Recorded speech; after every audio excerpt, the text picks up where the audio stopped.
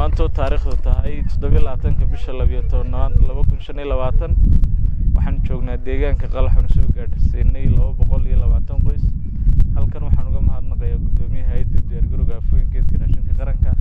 mudane Cabdiraxmaan Maxamed Ismaaciil iyo ku-xigeenkiisa Cabdiraxmaan Maxamed Xamdulle oo runtii nagu hogaaminayay raashin qaybinta aan ka wadnay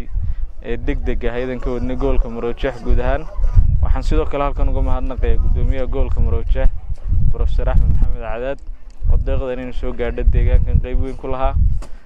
runtii waxaan u mahadnaqayaa gudoomiyaha deegaanka Qalax Cabdisalaan iyo xogayaha oo si wanaagsan noola shaqeeyay oo runtii si hufan u soo qoray dadkii jilicda sanaayay ee deegaanka ku noolaa u baahnaa dadkii danyarta ahaa waxaan rajaynayaa inayna deeqdan noqon doonin intii u dambeysay deegaanka keeno deegaankana waan dareemaynaa oo deegaan ballaaran oo dad badan oo danyar iyo barakacyaal ay ku nool yihiin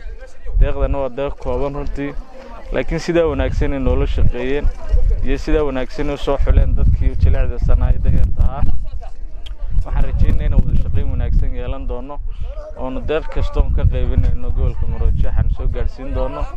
aad iyo aad baan ugu mahadnaqayaa sida wanaagsan ee dadka u soo xuleen sidii wanaagsan ee noola shaqeeyeen iyo juhdigii dadaalkii ay geliyeen sidii dadkii saxda ahayd danyarta ay u gaari lahayd deeqdani sidoo kale waxaan halkan uga mahadnaqayaa hay'adda King Salman oo runtii deeqdan soo gaarsiisay dadkan jilicda san nagala shaqeynaysay barnaamijkii gurmadka degdega aan ka wadnay gobolka Maroojah ugu dambeyn waxaan mahadnaqayaa warbaahinta hay'adda Narford iyo shaqaalaha oo runtii si hagar la'aan uga shaqeeyay hawshaas aad iyo aad baa mahadsantiin assalaamu calaykum waraxmatullaahi bismillaahir rahmaanir rahiim marka hore ilaahay baa mahad iskale marka labaad waan u mahad celinaynaa kaydka qaranka la soo gaarsiiyay deeqda raashinka ah 220 qoys taasoo maanta waxtar ballaaran oo ah bulshadan ku nool Qalax dadkan Qalax ku nool waa dad fara badan oo ballaaran baahi fara badan ay hayso run ahaantii oo aad ugu baahan iyo cid walba oo ay khusayso sida gudoomiyaha oo kale iyo dhammaan wax kasta oo qayb ka qaatay in deeqda ay soo gaadho bulshadaas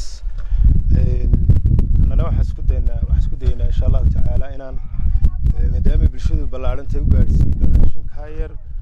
لبدي قيس به إن أقيب إنه مد كرتانة أو عن جالسين نسأ وحوض قيب سدان إن شاء الله تعالى وحن رجينا يعني أنا نقول تيجو تبيسي يسوع جالسيان كيد كقرن كو بالشدة كنا وقلح واحد رجينا يعني نقول دونا mid ay ka dambeeyaan deeqa kale oo fara badan oo bulshada gaadho anfaca insha Allah ta'ala salaam waxa halkan ugu soo gaaray raashin tiradiisu dhan tahay 220 qoys oo deegaanka Qalaxa waan ku haynaa 220 ka qoys waxaan aad ugu mahadnaqaynaa hay'adda afooyinka qaranka oo garwadan ka yahay gudoomiyaha Cabdiraxmaan Duxood sidoo kale isagana waxaan aad iyo aad ugu mahadnaqaynaa barasaabka gobolka oo isaguna hawshan qayb ka ahaa xilli uu isduwaha isaguna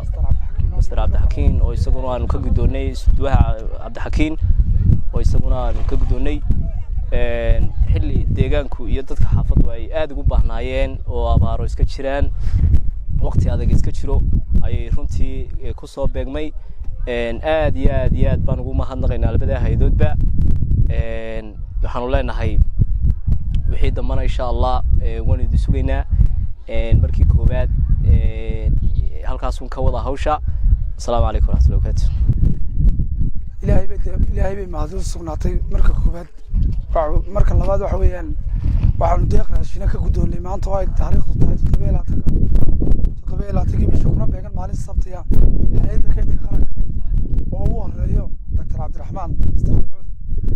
waxa isaguna xusid mudan gudoomiyaha gobolka Mr. Cadaad oo aan isaga laftirkiisu nagala qayb qaatay sidii raashinka loo soo gaari lahaa waxaan marnaba meesha ka marnay Mr. Cabdixakiin oo isduwaha gobolka oo aan maalintii ilaa maanta soo saaka 6 halka noola yimid aan mar naga dhaqaaqin cadceeduna ma hayso saacade waxa weeyaan dadka iyo deegaanka Qalax waa deegaan aad u ballaaran waxa weeyaan 220 oo kaydka aanu ka guddoonnay hay-adda kaydka qaranka runtii kuma filla dadka waxaanan koos garaynay haddii xitaa 2 qoys oo kasta la isku siiyo bockets ama kartoon inaanay deeqayn laakiin alxamdulilah rabbil caalamiin aad iyo aad baan ugu hambalyeynaa waxa si gaar ah isnagu si aanu ilaahay ka jisaaysiiyay boqor Salmaan oo isaga laftarkiisu deeqdan dadkii soo bixiyay ka koowa